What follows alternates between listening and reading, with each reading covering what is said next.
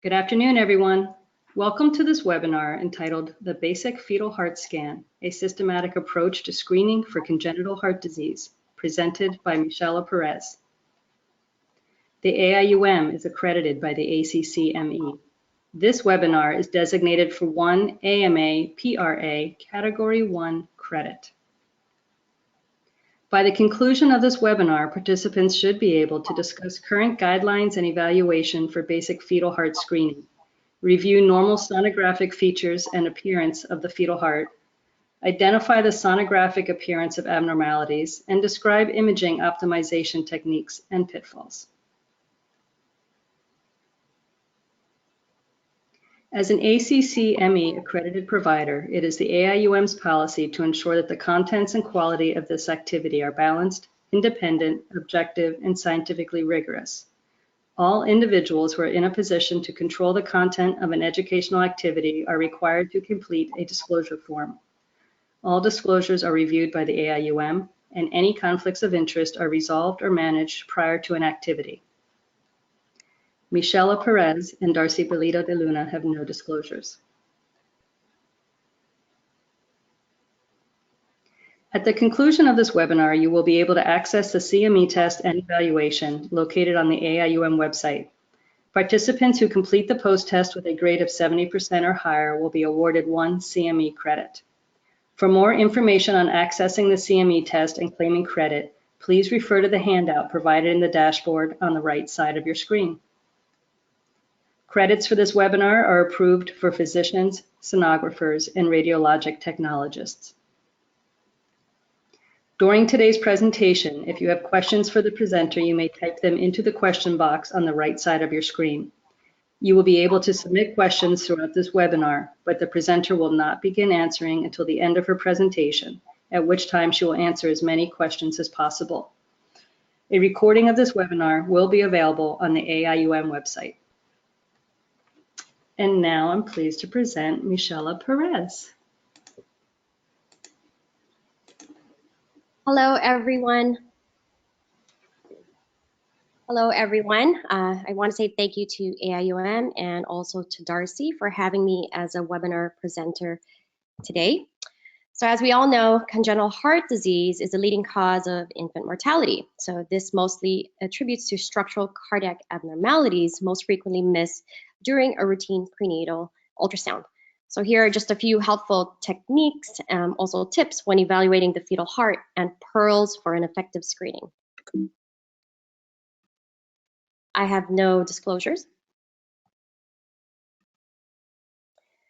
So there are general considerations to be aware of when screening the fetal heart according to ISWA guidelines. It is gestational age and also technical factors. Technical factors, just to mention, high-frequency transducers may improve the likelihood of detecting subtle defects at the expense of reduced penetration.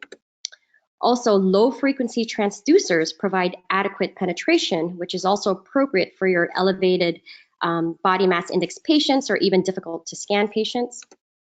You also want to keep in mind to optimize and consistently maintain a high frame rate when evaluating cardiac structures to obtain the best optimal imaging. Also, sweeps are highly recommended as you're able to evaluate fetal cardiac structures in real time. And also, color Doppler is very helpful to confirm normal versus abnormal, although it is not mandatory. The optimal timing for performing a cardiac screening is between 18 and 22 weeks. So this is commonly during the routine anatomy scan. Now, some anomalies may be identified during the late first and early second trimester, especially with an increased nuchal translucency. So fetal cardiac screening is generally divided into two groups. We have the basic screening and also the formal fetal echocardiography. So who does this actually apply to? So here we have the basic heart scan, or the basic screening, which applies to low-risk population and should be part of your routine prenatal care to all pregnant women. And the fetal echocardiography, the formal fetal echo, this is actually for pregnancies at increased risk for congenital heart disease, or suspected heart abnormalities that are seen during the routine prenatal scan, requiring a comprehensive evaluation of the fetal heart. So in the past few years, these are the governing bodies that have taken major steps to improve the effectiveness of screening and detection of congenital heart disease. So clear guidelines to include views such as the fetal situs, the 4-chamber view, the left ventricular outflow tract view, and the RVOT, and also the infamous 3-vessel view and 3-vessel trachea view to be included as part of the comprehensive screening. So we'll review each of these sweeps in detail. So the first step to the sonographic evaluation of the fetal heart is the assessment of fetal situs. So first, let's take a look at the big picture and then work our way in. So here is a sweep just demonstrating the position and the heart in the upper abdomen and in the chest. So this should always be your initial approach, as this determines fetal situs. You want to take a look at the position of the stomach and the heart and the chest. Also, careful attention to the location of the aorta, the IVC, and an umbilical vein with portal sinus, and not to mention also the gallbladder, the location. This is very helpful in determining abnormal location of abdominal or thoracic organs or suspected heterotaxy, as in right or left isomerism. So now, how do we establish fetal situs? We come in from the sagittal orientation, as we see here, and document how the baby is lying. You want to rotate 90 degrees, and with a sweep, we are actually able to determine which structures are on the right and on the left. So here, we could see the stomach is imaged on the left side of the abdomen, and the descending aorta is posterior to the left and IVC anterior and to the right. In addition, we could see the umbilical vein connecting to the left portal vein and portal sinus with an L shape to the right. And by sweeping the transducer up to the fetal chest, you can see a 4-chamber with the apex of the heart pointing to the left. So this is actually correct for breech fetal lie and also confirms correct situs.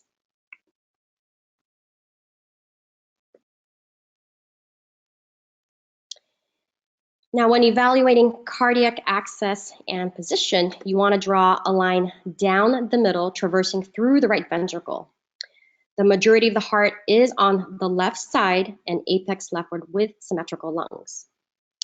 Now, the normal axis is 45 degrees plus or minus 20 degrees.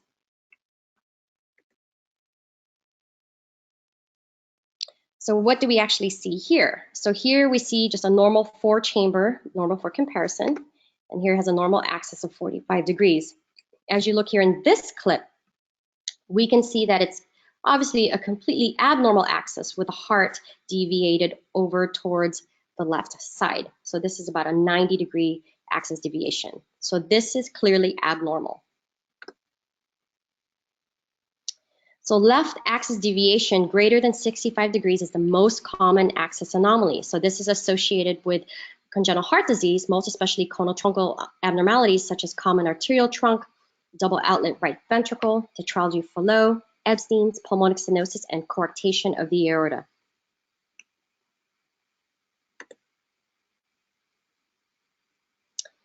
So here, just looking at the 4-chamber view again, heart is leftward and is over towards to the left side of the chest. But as we see here in this clip, the heart is completely shifted over towards the right. So this is an abnormal position of the heart. This is also otherwise known as cardiac dextroposition. So this can be due to space-occupying lesions such as congenital diaphragmatic hernia, cystic pulmonary adenomatoid malformations, lung hypoplasia or genesis, or even severe pleural effusion. So now that we're done with the bigger picture, we're moving into the 4-chamber view.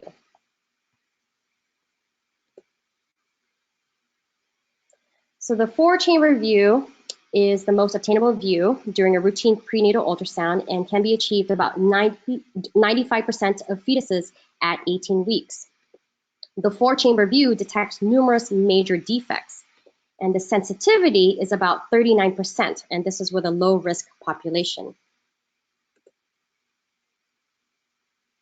So here are just the common congenital heart disease associated with an abnormal 4-chamber view. So you have Ebstein's, large ventricular septal defects, tricuspid pulmonary atresia, TAPVR, to name a few. So these are many cardiac abnormalities that are primarily suspected on a 4-chamber view, and these are all complex cases.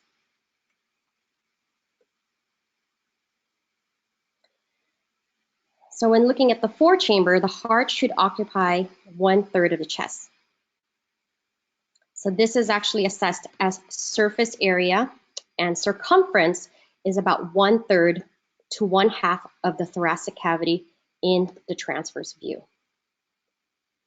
Both values remain constant throughout gestational age.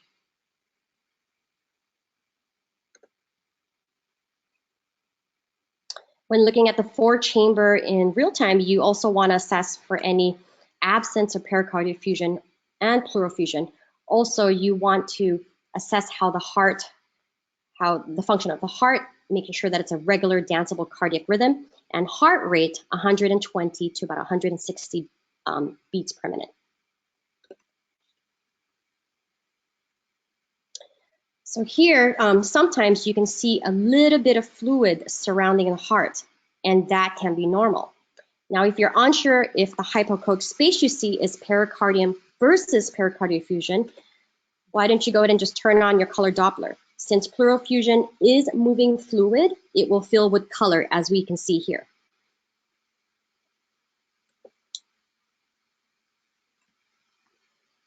So here's an example of a questionable pericardial effusion due to this anechoic space we see here. But when we turn on color Doppler, it does not light up. So there's no effusion, but normal heart tissue. So just a tip, turn color Doppler on to confirm pericardial effusion.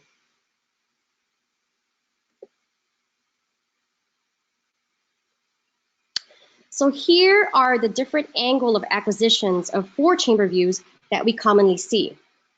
It's good to evaluate the heart in different views just to assess for symmetry, to focus on specific areas such as the septum, the valves, or even ventricle or atrial morphology. So depending what you want to evaluate.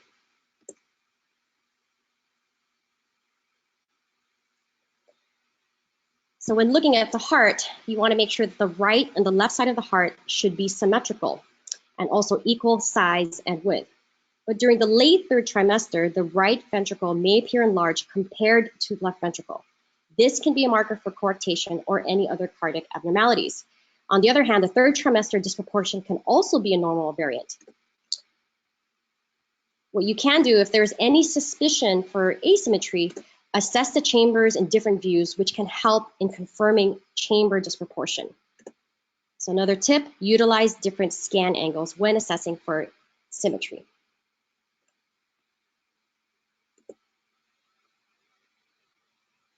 So let's take a closer look at the heart, at the morphology, starting with the right ventricle. So here we have the right ventricle, which is located to the anterior chest wall, with the moderator band occupying the apical portion and the tricuspid valve, which inserts more apically, that is corresponding to the atrioventricular valve for the right ventricle. So this is the characteristic of the right ventricle.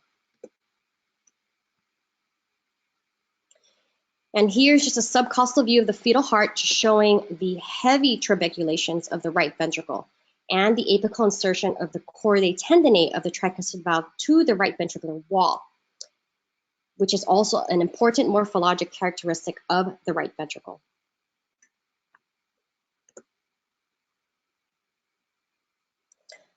So now when looking at the left ventricle morphology, the left ventricle is posterior to the right ventricle. It is also very smooth walled compared to the right ventricle, and this is due to the fact of no chordae tendineae attachment to the free wall.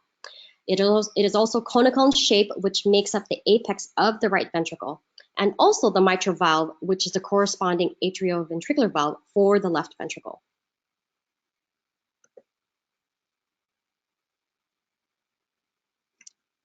Now looking at the right atrium, we see the right atrium, which is anterior to the left atrium. In this area, the IVC and the SVC drains into the right atrium.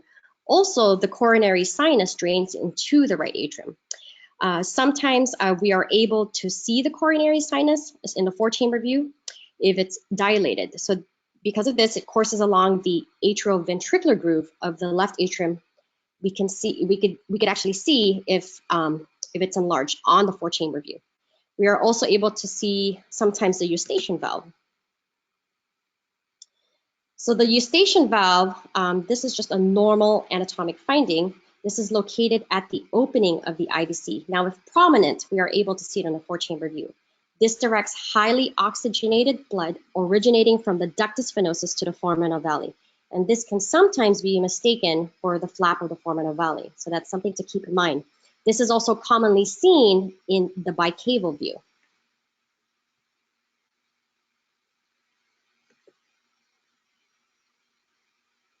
Now moving into the left atrial morphology. So the left atrium is the most posterior chamber. And here we also see the descending aorta, which is behind the left atrium with no vessels in between. You also want to keep in mind the proximal distance of the descending aorta with the left atrium. We also see the foramen ovale flapping from right to left, and also the pulmonary veins, which are slit-like structures actually entering into the posterior wall of the left atrium. So I just want to take a moment just to focus on the pulmonary veins. So it's very important to identify the pulmonary veins, specifically in the 4-chamber view. These are the 2 inferior pulmonary veins. So this can actually be obtained by angling your probe along the left atrial posterior wall. Optimization is a key to visualizing these small vessels in grayscale imaging. And also you want to decrease your sector width and increase your dynamic range for more contrast, which may possibly help. So here we see pulmonary veins at 18 weeks and 5 days, and also 24 weeks and 4 days. So you can see the pulmonary veins are seen as small slit-like openings in the posterior wall of the left atrium. So in grayscale, this can actually be achieved, and you can actually see it. Now, what do we actually see here? Is this normal or abnormal? So just to let you know that this clip was purposely slowed down. So we see what looks like pulmonary veins right behind the left atrium, but the presence of a confluent vein behind the left atrium. And also, if you notice, the increased distance between the descending aorta and the left atrium. Also, the slightly enlarged right side of the heart, and also slight balding of the left atrium. So this obviously is abnormal. There are no pulmonary veins that enter the left atrium. And just going from the subcostal view, in order to view this area clearly, here we could actually see the confluent vein. So this is otherwise known, or based on studies, they call this the twig sign.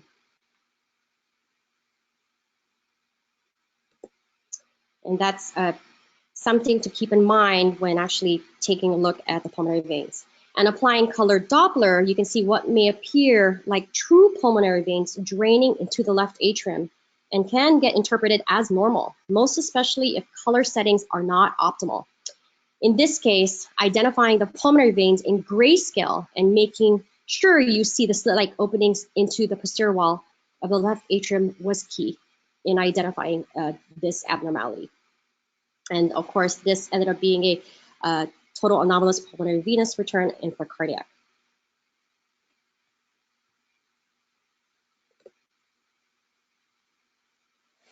Okay, so now going back into the left atrial morphology, here we see actually this specific structure. People wonder, like, is that thrombus? It has also been referred to as for a possibly dilated coronary sinus, but what is that exactly? So this is just a normal anatomic structure called the Coumadin ridge. So the Coumadin ridge, otherwise known as the Warfarin ridge, is what separates the left atrial appendage and the left superior pulmonary vein.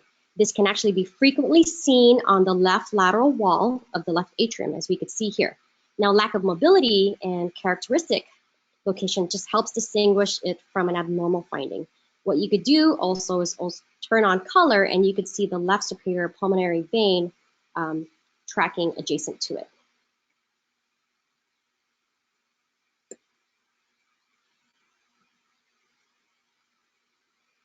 Now moving into valve morphology. So the tricuspid valve is slightly apically offset from the mitral valve, so that's something to note. So this represents a very important anatomic feature that is typically absent in atrioventricular septal defects, so that's something to pay attention to. Also, when looking at the valves, you want to see the valves move freely, come and go in systole and diastole. And also it helps assessing the valves also from a different angle. Again, you want to see the valves move freely and come and go in systole and diastole.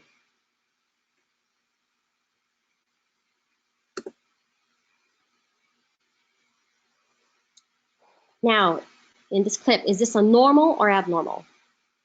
So here we do see an offset, but I think this offset is too much. So clearly this is abnormal.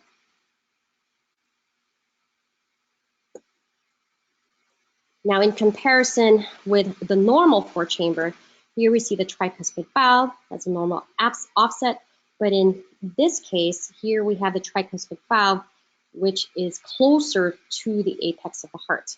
It's more of an exaggerated offset. Well, let's go ahead and get a closer look. So here we have the normal offset of the tricuspid valve, and in this case, you see the complete displacement of the tricuspid valve. And clearly you could see the difference. So this is abnormal.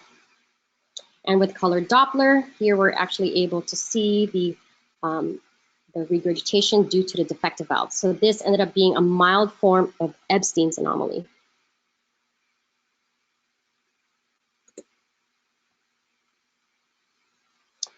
So we utilize color Doppler to assess the mitral valve and tricuspid valve inflow. So you want to do this in an apical four-chamber view, since your angle of insonation is parallel to the direction of blood flow. You want to make sure that your scale should be set to high with a PRF greater than 50 centimeters per second.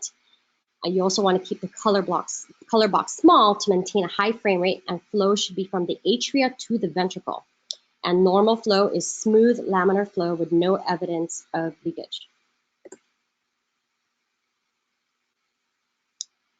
So now, what do we actually see wrong here?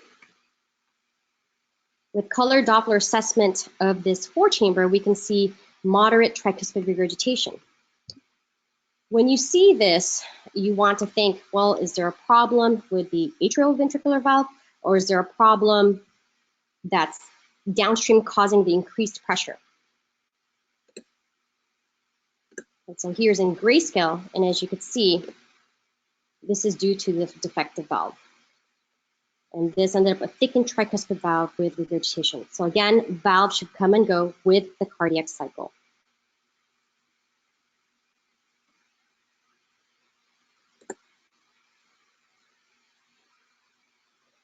Also, another pitfall when looking at the four-chamber view is, as you're scanning, you're wondering, well, is this a questionable VSD? Or is this a dropout that is due to the septum being parallel to the beam? What you can do is you have to change your angle of acquisition and scan perpendicular to the septum. And here, of course, we don't see any VSD. So, which brings us to the subcostal view. So in the subcostal view, here we're able to see the atrial septum. We're also able to assess the crux of the heart. We're able to see the septum is intact, forming a valley flapping from right to left. Also a great view to view the pulmonary veins due to your great angle of insonation. And here we're able to also see the descending aorta behind the left atrium. So when evaluating the septum, you want to keep in mind to change your angle of acquisition so the septum is perpendicular to the beam. Also, when using color Doppler, you want to drop your scale to a PRF of at least less than 30 centimeters per second. And you want to pan through the septum. Remember, septum has depth.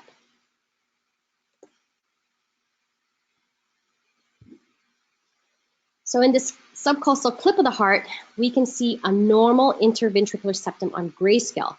But once we turn color on, here we can actually identify a small VSD with bidirectional shunting. So color Doppler is very helpful in detecting small VSDs, and particularly less than 2 millimeters that we can't see on grayscale.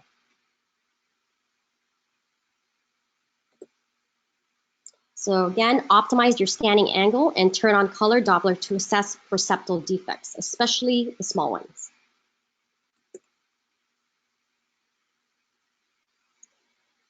Now here is just demonstrating that VSDs greater than 2 to 3 millimeters are visible on grayscale, as you can see here. And as you can see, we are not in the traditional septal view, but more looking into the left ventricular outflow tract view. Remember, the septum has depth and it has a curvilinear surface. And borders of the VSD commonly appear echogenic, as you can see here. This is an important hint to differentiating a true muscular VSD from an artifact. Now, that's another great tip. And of course, with color, just confirms the presence of the defect in the bidirectional shunting. Remember again, septum has depth. So now moving into the left ventricular outflow tract. So outflow tracts, just the facts. So outflow tract lesions predominate and they require early intervention, and it's just due to these ductal dependent lesions that need to be paid attention to. There has been studies shown with outflow tracts, we are able to detect many congenital heart abnormalities, especially the conotruncal type. So this shows that with doing outflow tracts, we have better detection of congenital heart disease. Now, the defects of the great vessels are associated with an abnormal four-chamber view in about 30% of cases. And here's just a common congenital heart disease associated with a normal four-chamber view, such as tetralogy for low, transposition of the great arteries, double outlet right ventricle, aortic arch abnormalities, and common arterial trunk. So these are all complex abnormalities of the heart.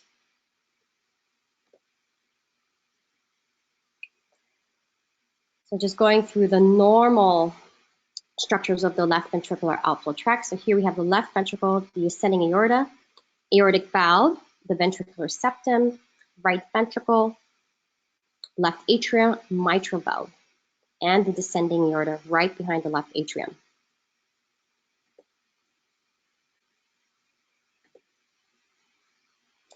Also, just to note, left ventricle gives rise to the aorta. You also want to take a look and make sure the aorta is normal in caliber. Also, the continuity of the wall of the aorta with the mitral valve leaflet and the continuity of the interventricular septum with the wall of the aorta, which actually creates this nice wide angle, and that's normal. And also when assessing the left ventricular outflow tract, you want to also assess the valves. You want to make sure that the mitral valve and the aortic valves should move freely and come and go in systole and diastole.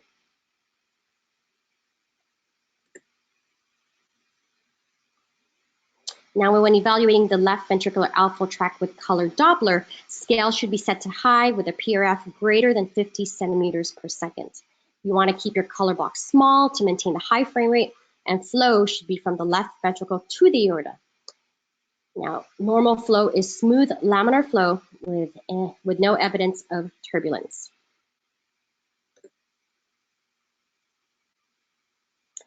Now here's just two LVOTs obtained in different views. So it's very important to become familiar with anatomic structures not presented in the traditional views, as this will help you recognize abnormal structures, especially in the setting of a difficult exam. So just adjusting your angle of acquisition, you can actually get different views of the left ventricular outflow tract.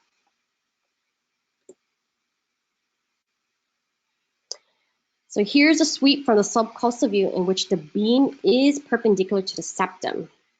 Here we're able to assess the septum for the paramembranous VSDs. Also, we are able to, in this view, assess for any possible aortic override.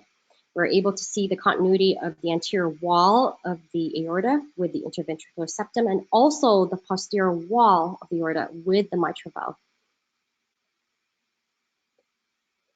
And also, we are able to assess the aortic valve as they come and go in systole and diastole, and they're like thin, delicate leaflets. I believe this view over time has become one of my favorite views, since you're able to assess all these specific areas in just this one plain view.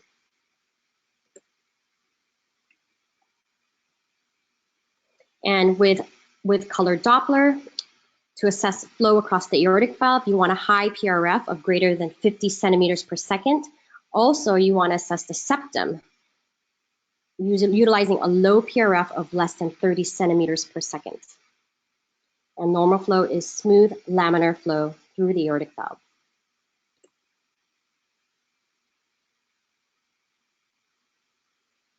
So looking at this left ventricular outflow tract, is this normal or abnormal?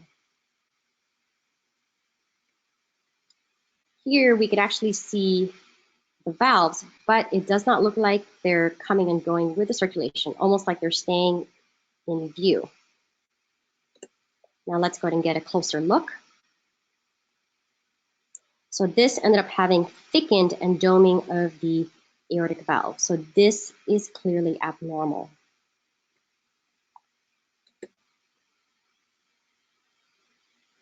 And with color Doppler, here you could actually see severe leakage from the aortic valve, and this ended up having severe aortic stenosis.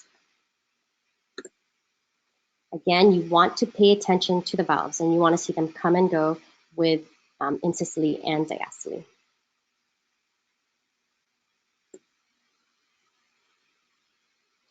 So here we have a normal left ventricular outflow tract with an intact interventricular septum and continuity of the anterior wall of the aorta. In comparison to this clip, we see a large paramembranous defect and discontinuity of the anterior wall of the aorta, which is abnormal. And here you could actually see and appreciate the defect. So this is abnormal. This is an overriding aorta with a VSD. And with color Doppler, just to confirm and just facilitate the demonstration of the VSD and the overriding aorta.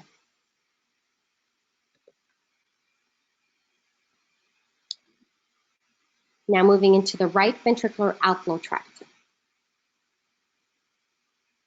So here, just going over the normal anatomic views, we have the right ventricle, tricuspid valve, right atrium, pulmonic valve, aorta, the cross-section view of the aorta, pulmonary artery, ductus arteriosus, the right pulmonary artery wrapping around the aorta. In this view, we don't see the left pulmonary artery, which is not seen in this view. When assessing the right ventricular outflow tract, you want to take a look at the PA and make sure the PA is greater, if not equal to the aorta. And also, you want to be able to assess the pulmonic valve, that it's moving freely and coming and going with circulation. And here, we're able to see the branch PAs here, main pulmonary artery branching, such as the left pulmonary artery and the right pulmonary artery.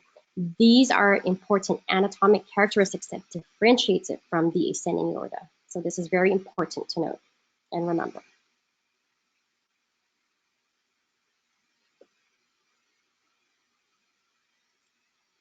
And with color Doppler, scale should be set to high with a PRF greater than 50 centimeters per second.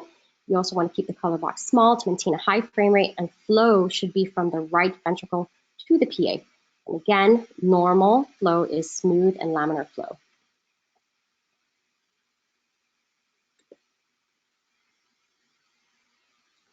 So here in a normal fetus, you can see the pulmonary trunk is slightly larger, if not greater or equal to the size of the aorta, and divides into the right and left pulmonary artery. In comparison to this right ventricular outflow tract, Here you can see a little bit of subpulmonic narrowing in comparison to the aorta. So this is obviously abnormal. You can see the huge disproportion. Another tip, the PA should never be smaller than the aorta. And we turn on color Doppler to demonstrate any retrograde flow caused by the narrowing. But in this case, there is normal antegrade flow with subpulmonic narrowing.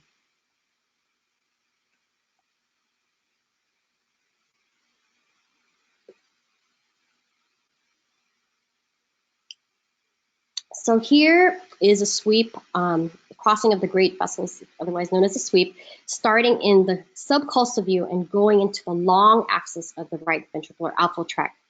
So in the sweep technique, you can verify the crossing of the great vessels and at the level of the valves. And you can also visualize the valves clearly and also moving freely.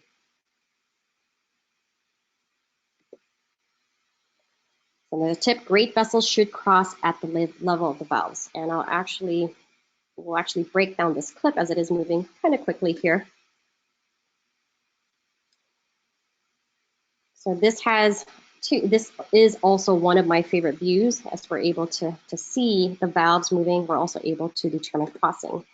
So in this sweep, here we're able to see there's the left ventricular outflow tract showing the aortic valve. Here it's coming into the pulmonic valve and going up to the 3-vessel trachea view.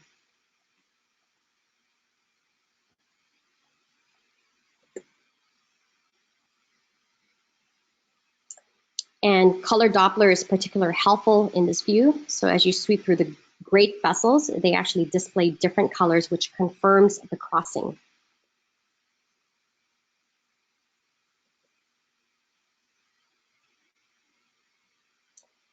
And this is basically due to the respective positions of the vessels in the near parallel course with the angle of inclination. So just breaking it down, here we have the pulmonary artery, which is blue. And then you have the aorta, just going back to the spine, which is red, and just confirming crossing. And this is just an example of an apical approach sweep if the fetus is in the ideal supine position. Again, you could just starting off from the 4-chamber, going all the way up to the 3-vessel view.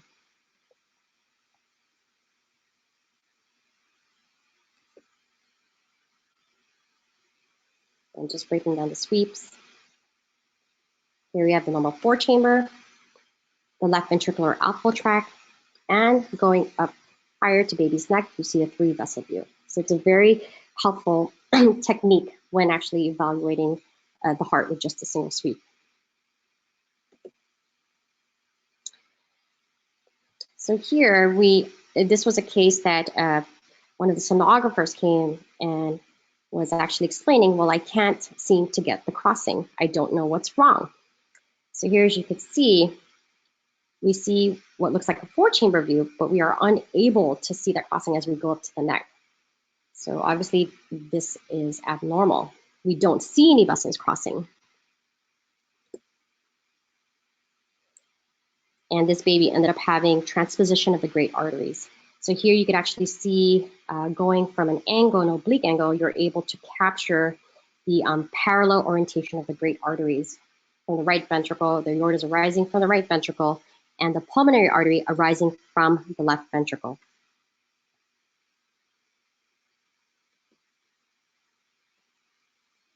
Now moving into the 3-vessel view, 3-vessel trachea view. So I'm going to just touch up briefly on this, as I know that there is another excellent webinar out there about the 3-vessel view. So this is just a very helpful view that we use frequently at our lab, and also a very important plane for the great vessels. So if you have not yet started on using the 3-vessel view and 3-vessel trachea view, I recommend that you start trying.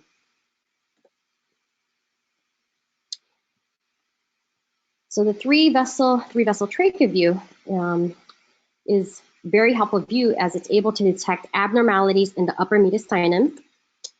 It also allows to identify critical heart defects affecting the outflow tracts and the aortic arch. And is also very easy to obtain throughout gestation.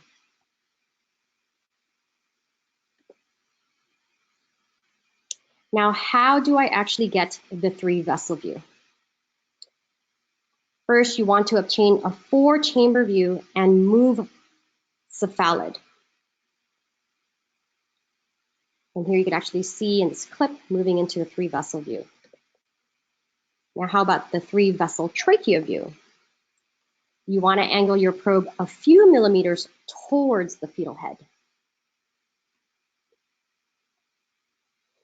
And with a very simple sweep, starting from the 4-chamber and angling up towards the head, this very small 3-second sweep, we're able to rule out major congenital heart disease, even more so if you were to apply colored Doppler in interrogating these areas.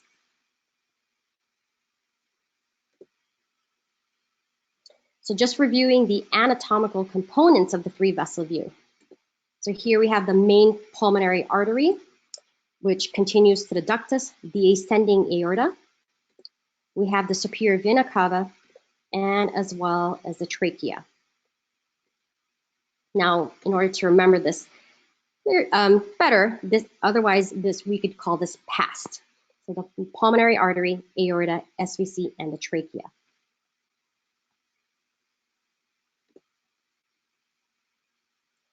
So these vessels should be oriented from left to right, anterior to posterior, with an oblique orientation. Largest to smallest. The PA is larger, if not slightly equal to the aorta, and the SVC being the smallest. And remember, vessels are arranged in an oblique line. And here's just showing again the 3-vessel view with pulmonary artery branching, as we were able to see that earlier with the right ventricular outflow tract. So here, it's a very useful view, as this confirms just branch pulmonary arteries are confluent. So normally the right pulmonary artery we see pretty easy as it courses posterior to the aorta. The left pulmonary artery can be a little challenging. So it's a small little vessel here, since the ductus arteriosus actually overlaps it as we move up to the chest. But with a slight angulation, you're able to actually tease out and see this left pulmonary artery.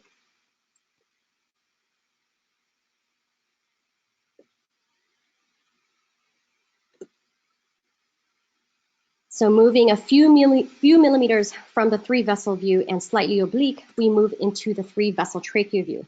So looking at the structures, here you can see the ductal and aortic arches merge into the descending aorta. So this is actually what forms the V configuration, or V shape. So the orientation of the aorta and ductal arches being left to the trachea define them as both the left ductal arch and left aortic arch.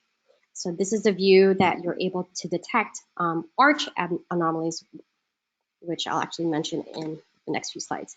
And here we have the SVC, the superior vena cava.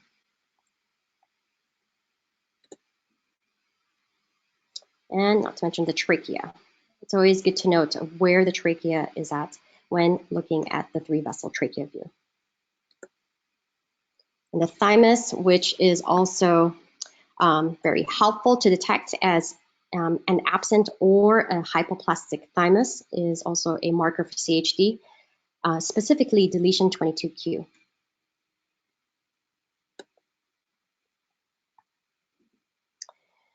So what are you going to look, what do you ask yourself when actually assessing the 3-vessel trachea view?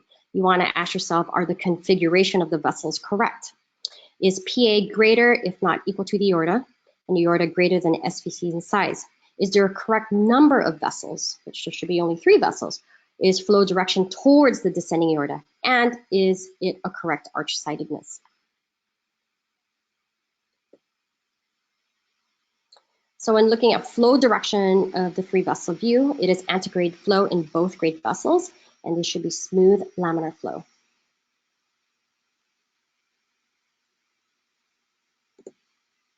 Reversal flow in either vessel is abnormal.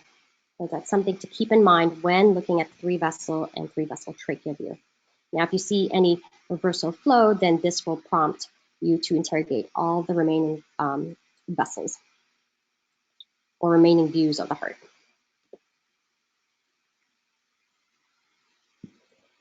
So just looking at this clip, where is actually the V?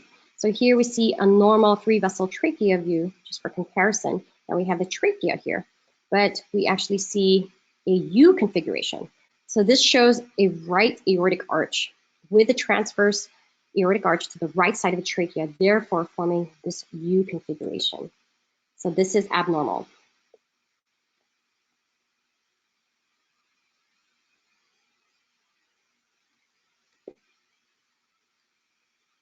And here we see a normal 3-vessel view. For comparison, we have the PA aorta and SVC. Now, what do we see here? We only see 2 vessels. So this is abnormal. This is an abnormal vessel number.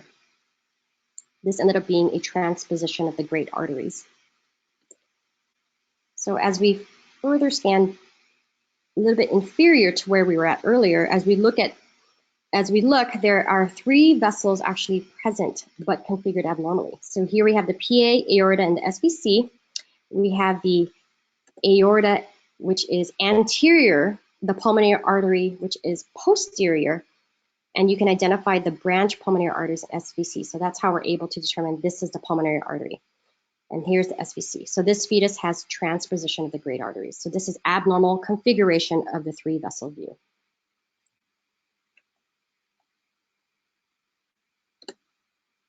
And just a schematic drawing of a normal 3-vessel view versus the transposition of the great arteries.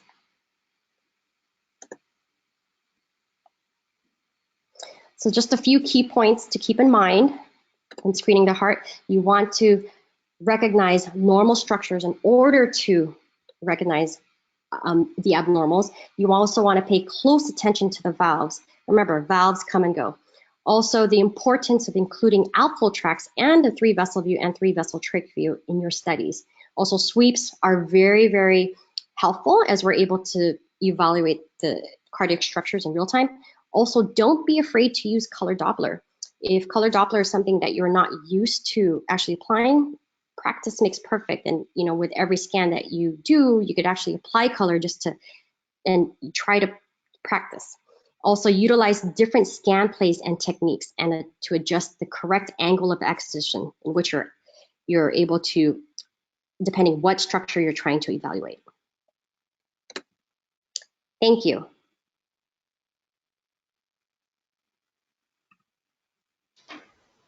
Okay, I believe we have at least one question.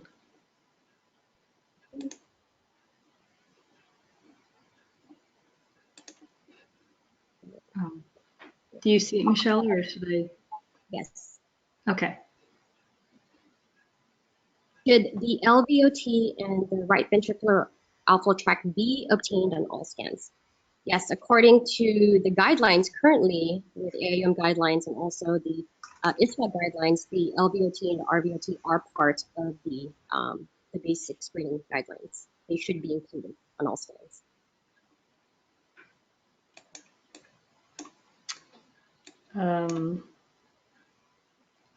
I guess you were very thorough. Are there any other questions?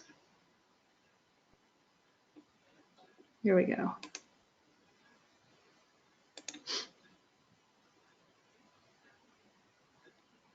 Are there specific programs to learn fetal echo? I believe the AIUM does have specific parameters that you could find online to learn how to do the fetal echoes. I believe that there's one. There's actually a fetal echo parameters. You could find that online at the online website for American Institute of Medicine.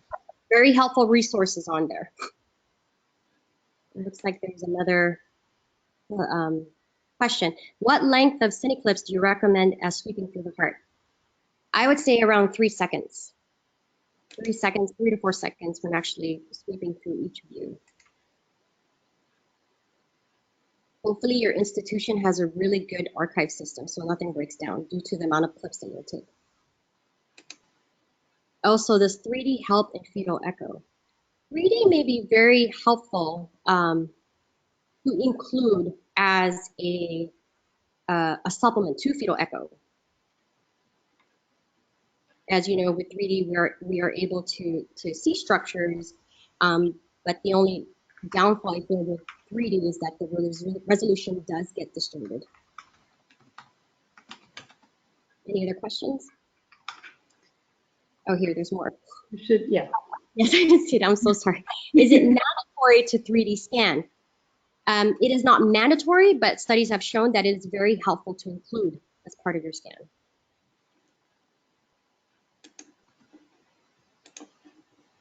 And the question is, what is the yield of the 3-vessel view with a normal 4-chamber and outflow tracts? Well, the 3-vessel view, it allows you to look at the upper mediastinum, so especially in particular the 3-vessel trachea view. So without the 3-vessel trachea view, and if you're only doing the outflow tracts and the 4-chamber, sometimes you won't be able to determine arch-sidedness. So the 3-vessel trachea view is very helpful in determining arch-sidedness, or looking at vessels that are up in the mediastinum area that we're not able to really assess with the outflow tracts. Oh, there's one more. Is there any specific distance between the tricuspid valve and mitral valve used for Epstein anomaly? That is a very good question. I think I asked a pediatric cardiologist one time that same question. I know that there are papers out there in terms of a specific distance. I don't have that. I don't have that right now in mind. But I know that there is a paper out there. If you could leave me your email, I could actually email you back with more of the information. But I believe that just by eyeballing the tricuspid valve, it is slightly more apical, but if there's an exaggerated distance between the mitral valve and the tricuspid valve, then that should be concerning.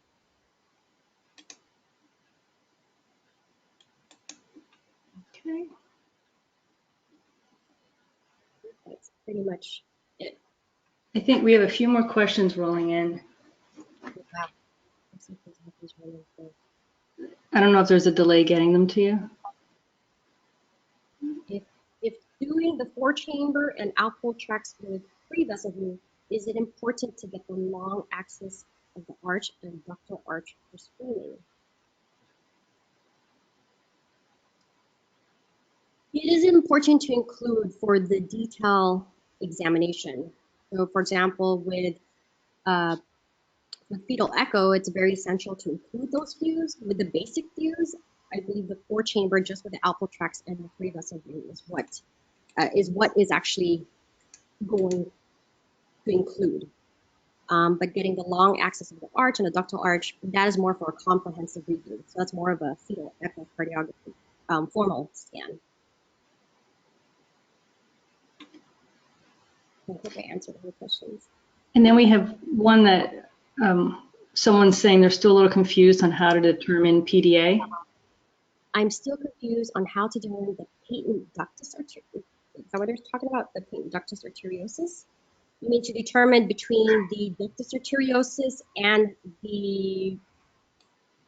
I'm not really quite understanding that question. All right, well, maybe they'll write again with some clarity. If you're talking about just the ductus arteriosus, how to determine, you have to go in a ductal arch view and you're able to see the ductal arch view. If that's what they're talking about, I'm not too sure how specific. Okay, and here we have someone asking you to define the septum depth. So the septum, as you can see, just looking at a normal model of the heart, the septum itself, it pretty much covers, a good amount of area, and it's very curvilinear surface. So just by looking at, when we do an ultrasound, like in the 4-chamber, typically the way the beam, transects the heart, we're only covering a small portion of that heart. In order to thoroughly evaluate the septum, you want to scan, anterior to posterior to the heart to be able to cover the septum.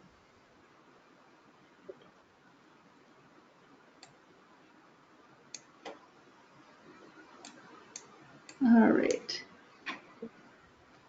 Great questions, though. I think that, yeah, and I think that wraps up our webinar for today. Thank you very much. Michela, and on behalf of the AIUM, our thanks to all of you who participated in today's webinar. Please remember to complete the post-test and the activity evaluation. And we hope you enjoyed this presentation and will join us again for future webinars. So long, everyone.